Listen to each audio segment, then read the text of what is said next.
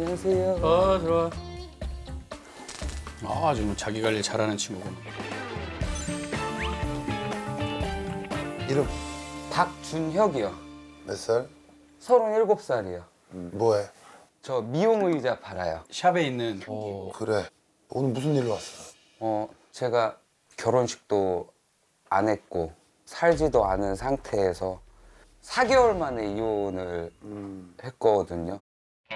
억울하게 이혼을 해서 야, 억울한 이혼은 처음 들어본다. 보살 생긴 일에. 이혼 중에 억울한 이혼도 있어요? 있겠지 뭐. 몰라 저. 근데 제가 연애도 중간중간 했는데 주위 사람들이 너무 좀 안 좋은 시선으로 얘기를 하더라고요. 주위 사람 누가 안 좋은? 새롭게 만나는 여자친구분들의 지인분들. 그래서 오늘 속 시원하게 모든 걸 풀고 가고 싶은 너무 마음에 좋네. 잘했어.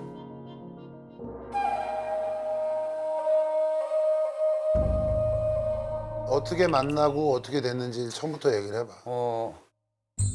인별 통해서 이제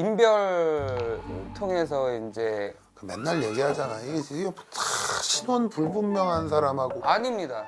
이게 스토리가 있어요. 해봐. 이게 스토리가 있어요. 해봐. 그래도 인별의 스토리가 있지.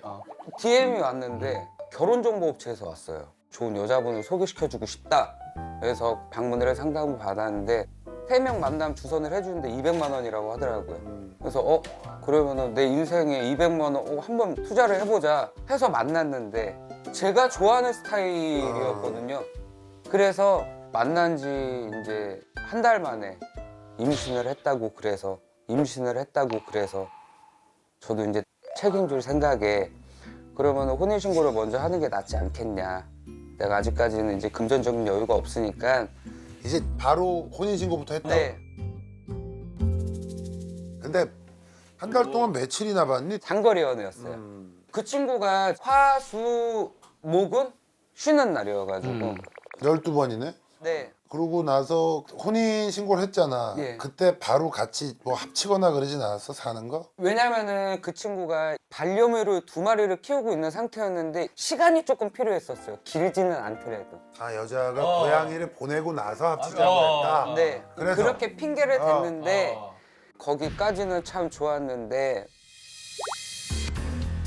하루는 배가 아프다고 그래서 이제 응급실을 갔는데 의사 선생님이 왜 차트 기록 쓸 때 임산부라고 썼냐고 하는 거예요. 임신 안 했는데? 네. 아니래. 뭔가 잘못 알고. 그 친구랑 같이 산부인과를 갔다 왔어요. 저 이제 산부인과 남자는 처음이니까 어떻게 하는지 모르잖아요. 들어가서 소파에 앉아 있었고 진료 받고 나왔고 그럼 자기가 임신이라고. 오빠 임신이래. 라고 얘기하는데 임신이라고 묻지 그럼 제가 어떻게 맞지, 알겠어요? 맞아. 그래서 그 다음날 처음에 갔던 산부인과에 전화를 했죠. 혹시 그 친구 임신이었는지 아니었는지 확인이 가능하냐? 본인이 아니면 또 알려줄 수가 없다는 거예요. 그렇지. 그래서 네가 전화해서 알려줘라. 통화 녹음 내용 보내줘. 라고 얘기하니까 왜 그거를 못 믿냐고 아니 그럼 병원 가기 전에 네. 혼인신고가 된 상태야? 했습니다. 네. 아침 10시에 혼인신고를 했는데 어떻게 타이밍도 딱 구청 문 닫을 시간에 딱 맞춰가지고 네. 오후 6시에 이혼을 하재요. 갑자기? 왜? 왜 결혼식도 안 해주고 프로포즈도 안 하고 왜 했는지 너무 후회스럽다는 거예요. 하도 프로포즈 노래를 부르길래 레스토랑을 예약을 해서 프로포즈를 했는데 그 프로포즈 반지랑 팔찌를 자기 핸드폰비 내야 된다고 팔다가 걸린 거예요, 저한테. 어떻게 걸려 그거를? 종로에 있는 친한 사장님네 가서 맞췄거든요. 아침도 글로 간 거예요. 산대로 간다고? 산대로 갔어요. 다른 데로 갔어야지. 제 값을 쳐줄 줄 알고 갔나 봐요. 산대에서 팔면은. 네. 그래도 풀어 나가려고 노력을 했는데 알코올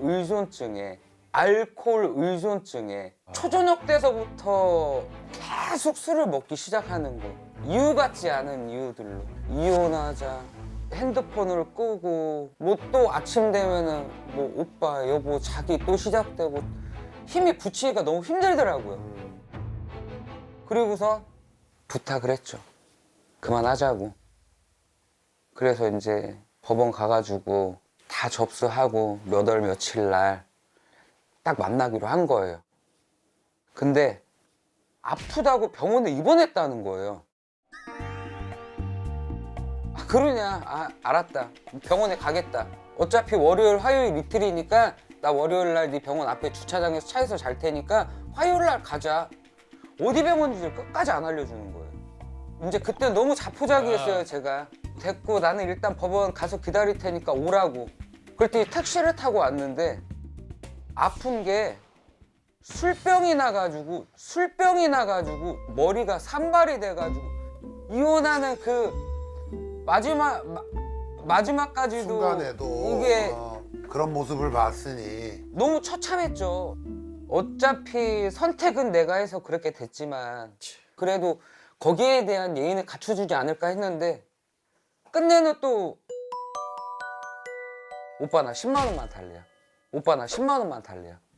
오빠한테 마지막으로 부탁하는 거라고 10만 속으로는 그래 지저분하게 안 끝나고 그 10만 원 주고 끝내는 게 어디냐. 10만 원을 줬어요. 카톡 페이로 보내줬어요.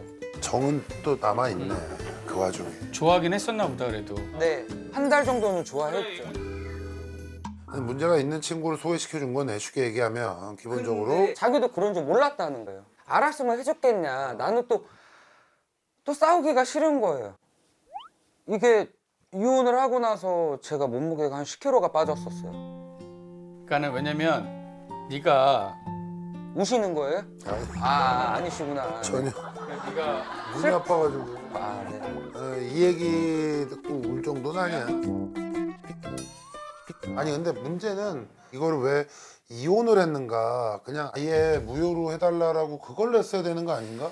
다 알아봤는데요. 쉽지 않았구나. 변호사 분께서 거의 뭐 로또 맞을 확률이라고 얘기도 하고. 돈도 들고 또 이래가지고 내가 볼 때 그걸 아마 포기한 것 같은데 진짜 억울할 것 같아. 그렇지, 억울하지. 내가 너래도 진짜 억울할 것 억울하지. 같고 가장 중요한 이제 이혼남이라는 꼬리표가 그치. 너무 본인한테는 데미지다라고 생각하는데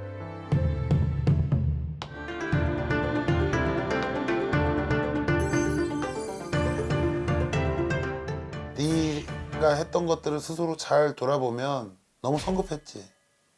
그지? 물론 뭐 내가 책임지겠다 이해하겠지만 어찌됐든 명확하지도 않은데 덜컥 혼인신고부터 또 하고 성급한 선택을 했던 건 난데 그렇죠. 그지? 이거는 뭐 누굴 탓하기도 어렵잖아. 그리고 내가 같은 입장이라서 얘기하는 게 아니라 이제 인식이 많이 바뀌었어. 그렇게까지 그걸 다 이해 못하고 이럴 만한 그렇진 않아.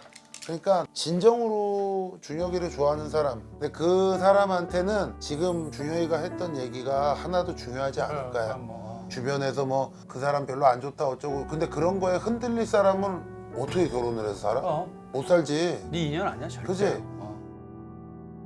그리고 앞으로 사람들하고 있는데도 너무 이혼 얘기 그러지 마. 나오면 막 민감하게 받아들이고 이럴 필요 없어. 그냥 내가 어리석었다라고 생각하고 결혼했었는데 4개월 살다가 그냥 이혼했습니다. 정확한 얘기를 듣고 싶다고요? 보살 함께 보시죠. 그래가지고 보고라. 보살 함께 보시죠. 그래가지고 보고라. 그래. 알았지? 충분히 설명이 돼 있으니까. 새롭게 씩씩하게 새해 새 멋지게 출발해. 다시 출발해보자고. 그래. 화이팅. 감사합니다.